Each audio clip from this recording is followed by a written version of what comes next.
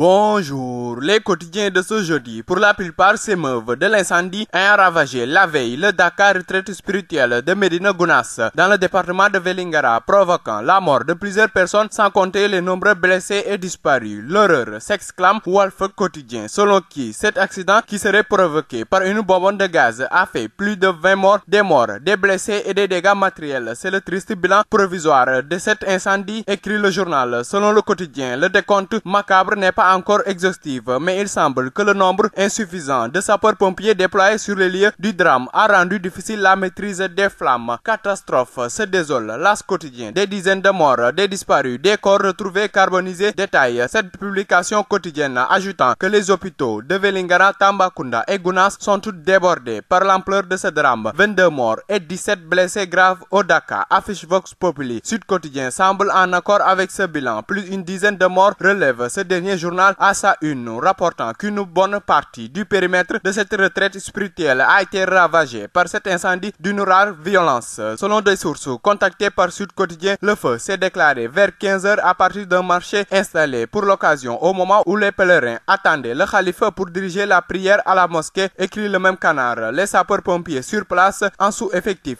et sous-équipés, étaient dépassés par l'incendie, ajoute Sud Quotidien, signalant que le président de la République, Macky Sall, a présenté ses condoléances les plus attristées à la nation suite à ce drame. Le président Sall est attendu sur place demain vendredi et annonce déjà des mesures pour la modernisation de ce lieu de retraite spirituelle. Abdoulaye Daouda Diallo, ministre de l'Intérieur et de la Sécurité publique, se rend sur place aujourd'hui jeudi, rapporte Sud Quotidien. Le préjudice matériel, marchandises, objets, véhicules, bétail non moins important est estimé à près d'1 milliard de nos francs CFA, souligne le journal du groupe Futur Média, évoquant une controverse autour de l'origine du drame. Une véritable nébuleuse au sujet de laquelle même les forces de sécurité et les sapeurs-pompiers déployés sur place ne sont en mesure d'apporter des réponses, écrit ce journal. C'est une tragédie, constate simplement le quotidien, parlant d'un mercredi des cendres en clin d'œil à l'actualité en référence à la liturgie chrétienne et au carême. Après les incendies qui se sont déclarés au marché HLM, au marché Jeng de Kaolack et au ranch de Doli, les flammes ont littéralement fait d'incommensurables ravages au Dakar de Médina Gounass qui s'est ouvert samedi dernier, conclut la Tribune. Enquête quotidien s'intéresse à la recomposition en marche du paysage politique sénégalais et note que Macky Sall facilite l'unité de l'opposition dont certaines franges semblent se retrouver, avec notamment le coup de fil de Karim Wade à Idrissa Seck. Il est actuellement très difficile de lire dans le jeu des différents acteurs politiques de l'opposition. Tous s'accordent avec